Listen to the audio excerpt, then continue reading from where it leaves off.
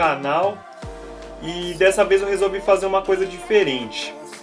Essa semana teve a volta das quartas de final da Champions League e tem um detalhe, pela primeira vez desde 2005 nas quartas de final da Champions League não tem tanta presença do Messi quanto do Cristiano Ronaldo.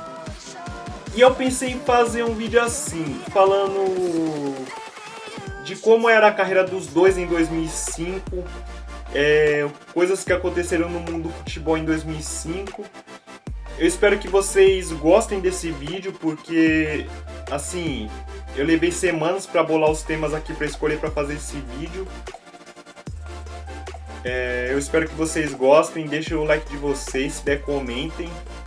E eu quero saber a opinião de vocês, se vocês acham que é o fim da era Messi e Cristiano Ronaldo no futebol mundial, ou se é o coletivo de Barcelona e Juventus que não ajuda. Bora lá começar mais um vídeo. Vamos começar falando de como era a carreira dos dois naquele ano de 2005. Vamos começar falando do Messi.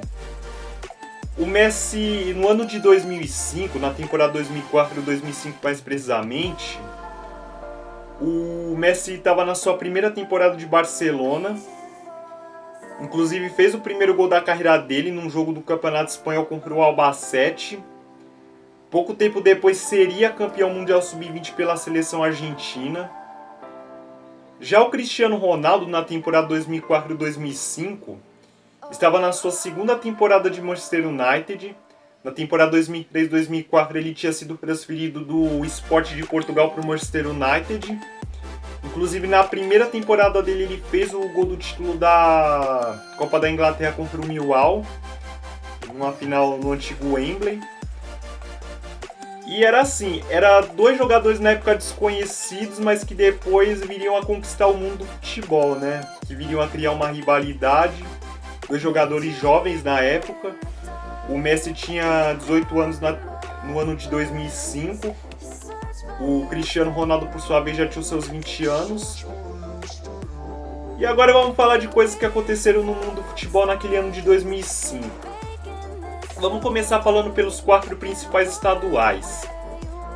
No Campeonato Paulista, um campeonato que foi diferente do que a gente está acostumado a ver hoje e de anos anteriores a 2005. Por que eu digo isso? Porque foi um campeonato paulista disputado em pontos corridos. Você não ouviu errado não, foi um campeonato paulista disputado por pontos corridos. Não teve mata-mata, tipo semifinal, final, nada, foi pontos corridos. E foi um campeonato que o São Paulo foi campeão. Foi campeão faltando 3 rodadas para acabar o campeonato. Um jogo contra o Santos em Mogi Mirim. Empatou em 0 a 0, era para ter sido na Vila Belmiro esse jogo. Só que a diretoria do Santos resolveu transferir para Mogi Mirim. No Campeonato Carioca, o Fluminense era campeão contra um time que começava a surpreender no futebol carioca, que era o Volta Redonda. No Campeonato Gaúcho, o Grêmio não estava numa fase muito legal. Tinha acabado de ser rebaixado no ano de 2004, no Campeonato Brasileiro. O Inter não teve jeito, foi campeão gaúcho. E foi campeão contra um time que surpreendeu na Copa do Brasil de 2004 e foi finalista nesse Campeonato Gaúcho, que foi o 15 de novembro. No Campeonato Mineiro, olha a zebra histórica que foi esse Campeonato Mineiro. O Ipatinga, contra todas as apostas, foi campeão daquele Campeonato Mineiro. E ainda ganhando do Cruzeiro no Mineirão. Olha, uma zebra assim gigantesca, hein? E ainda era treinado pelo nosso saudoso Ney Franco, que depois viria a ser campeão da Copa do Brasil em 2006 pelo Flamengo, Sul-Americano em 2012 pelo São Paulo, Mundial Sub-20 em 2011 pela Seleção Brasileira. Na Libertadores, o São Paulo era o primeiro time brasileiro a conquistar 3 títulos na competição. E ainda um detalhe, foi a primeira final assim na história da Libertadores entre 2 times do mesmo país, São Paulo e Atlético Paranaense. São Paulo ganhando com autoridade no Morumbi, 4 a 0. Na Champions League, o Liverpool era campeão no famoso Milagre de Istambul. O Liverpool perdia por 3 a 0 no primeiro tempo. No segundo tempo empatou para 3 a 3. E aí acabou campeão nos pênaltis. No Mundial de Clubes, os dois depois se enfrentaram, São Paulo e Liverpool. O São Paulo enfrentou um Liverpool que não perdia 11 jogos e não levava gol nos mesmos 11. Foi campeão ganhando de 1-0 com o gol do Mineiro, uma atuação assim sensacional do Rogério Ceni. Rogério Ceni que teve, o que é para muitos, junto com o Cássio em 2012, contra o Chelsea, a maior atuação de um goleiro numa final de Mundial. No Campeonato Brasileiro, o Corinthians era campeão, com o Tevez assim sendo destaque, protagonista daquele time, junto com o Nilmar. O Atlético Mineiro, pela primeira vez na sua história, era rebaixado para a Série B. Inclusive, o Tite participou de uma parte dessa campanha, do rebaixamento do Atlético. O Romário, olha, assim, sensacional. O Romário era artilheiro do Campeonato Brasileiro aos 39 anos. Aos 39 anos hoje, o que a gente espera de um jogador? O cara jogar num time pequeno e encerrar a carreira. O Romário, com 39 anos, num time do Vasco, que brigou para não cair naquele Campeonato Brasileiro, ele conseguiu ser artilheiro daquele Campeonato Brasileiro com 22 gols. E ainda foi um campeonato que teve polêmica da máfia do apito, né? Envolvendo o esquema de manipulação de resultados de um grupo de investidor que envolveu o Edilson Pereira. Inclusive teve 11 jogos anulados nesse Campeonato Brasileiro. Uns jogos que depois teve que ser remarcado e teve time perdendo pontos, time que teve que recuperar pontos depois. Times que foram prejudicados até por uma certa parte por ter que remarcar os seus jogos. No Campeonato Brasileiro da Série B, olha que incrível isso. O Grêmio estava na Série B nesse ano. E ele subiu num jogo épico contra o Náutico. Um jogo assim, um jogo que seria um roteiro de filme até. Porque, olha só, o Grêmio jogou o jogo do acesso contra o Náutico. O Grêmio conseguiu ganhar do Náutico nos aflitos com somente 7 jogadores em campo. Apenas 7 jogadores em campo. E ainda com o Náutico perdendo 2 pênaltis. Olha que incrível isso. E é um jogo que, para os gremistas, é considerado um dos jogos mais épicos da história do clube. E é uma coisa assim, fora do normal, porque assim,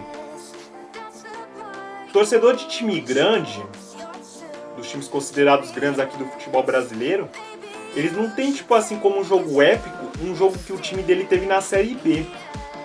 Os gremistas, eles consideram esse jogo um dos mais épicos da história do Grêmio.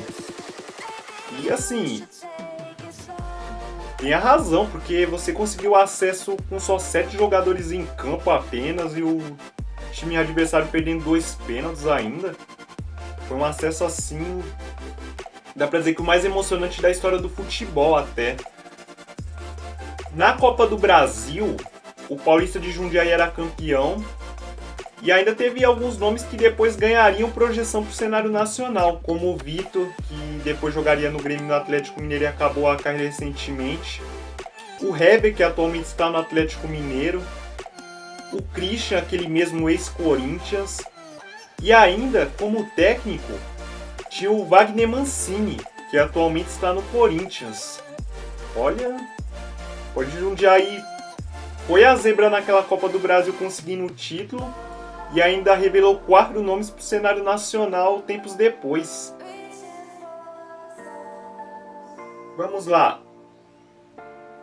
O Brasil era campeão da Copa das Confederações, ganhando de 4-1 da Argentina, um jogo que para muitos é considerado a última grande atuação da história da seleção brasileira.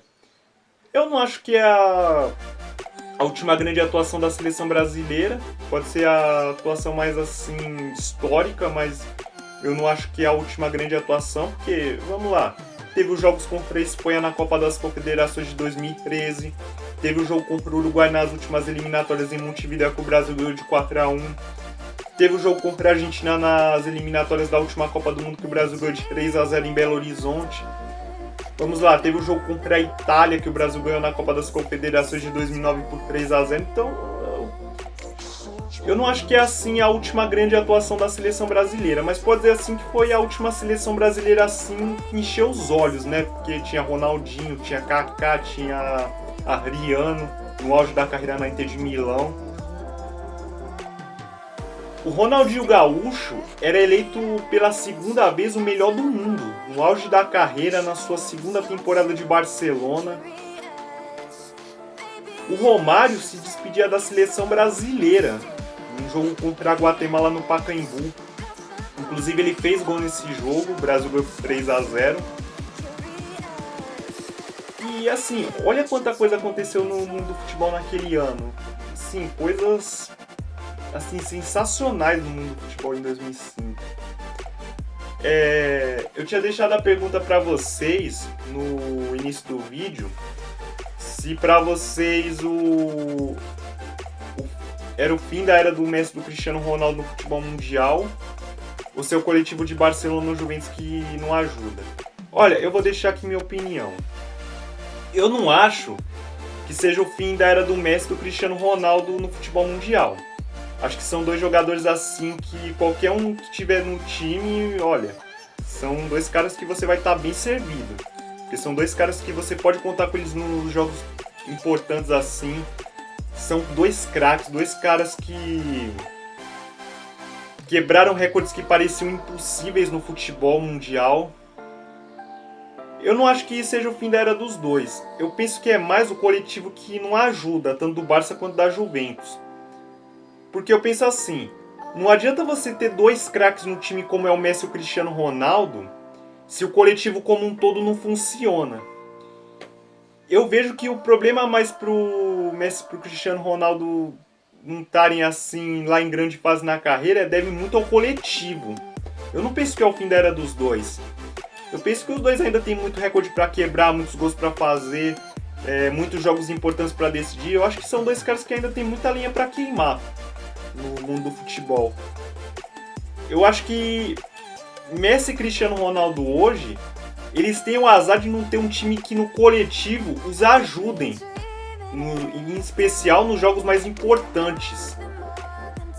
Essa é a opinião que eu tenho assim sobre o Messi e o Cristiano Ronaldo. Eu não penso que é o fim da era dos dois, como muitos falam. Eu penso que é mais o coletivo de Barça e Juventus que não ajuda. Eu acho que se Barça e Juventus hoje tivessem um time mais assim, um pouquinho mais organizado, um pouquinho melhor, um time que ajudasse os dois no coletivo, eu acho que seriam dois jogadores que jogariam em alto nível assim, vamos lá, uns 5, 6 anos. Essa é a opinião que eu tenho. Bom, esse foi o vídeo aqui, né? Falando de como era o mundo do futebol na última vez que nem Messi nem Cristiano Ronaldo tiveram nas quartas de final da Champions. Essa foi minha opinião sobre o que eu acho, se é o fim da era dos dois ou se é o coletivo que não ajuda. Eu espero que vocês deixem a opinião de vocês em relação a esse tema, se é o fim da era do Messi do Cristiano Ronaldo ou se é o coletivo que não ajuda. E eu quero também saber a opinião de vocês, para vocês, quem foi melhor, ou quem é melhor no futebol mundial, o Messi ou o Cristiano Ronaldo? É isso, obrigado por assistir, eu espero que vocês gostem bastante.